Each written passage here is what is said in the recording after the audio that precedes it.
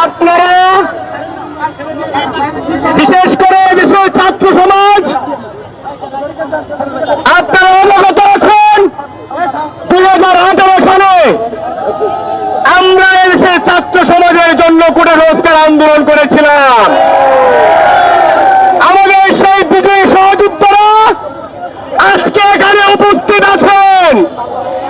তারই ধারাবাহিকতায় সেই 2018 সালের কোটা সংস্কার আন্দোলন থেকে 2018 সালের কোটা সংস্কার আন্দোলন থেকে আজকে সেই আন্দোলন রাষ্ট্র সংস্কার আন্দোলন রূপ নিয়েছে। এদেশের মানুষ দীর্ঘ স্বৈরাচারের শাসনের পতন ঘটিয়ে শেখ হাসিনাকে বাংলাদেশ থেকে বিদায় করেছে।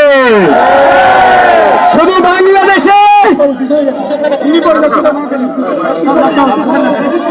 এই স্বৈরাচার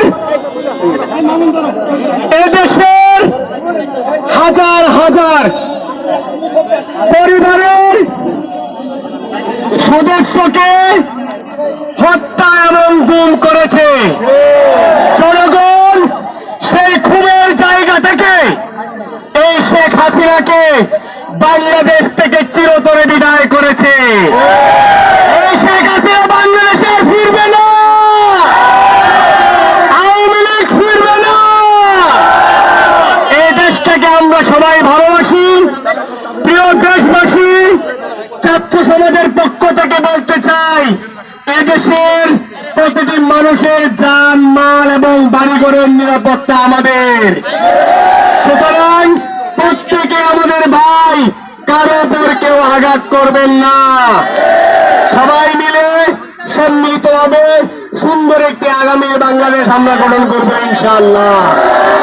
সংগ্রামী ছাত্র বন্ধুগণ, এই পর্যায়ে আমাদের মতো বক্তব্য রাখবেন গণ অধিকার পরিষদের সংগ্রামী সাধারণ সম্পাদক মোহাম্মদ জসিদ খান।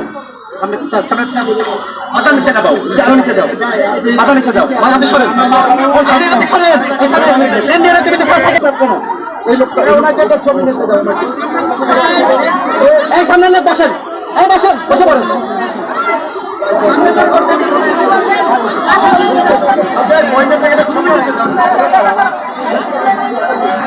চলে যান, সবাই চলে যান। ভাই আপনারা এখানে আছেন কেন? যা শেষ করুন। আবার আপনি তাড়াতাড়ি নেন।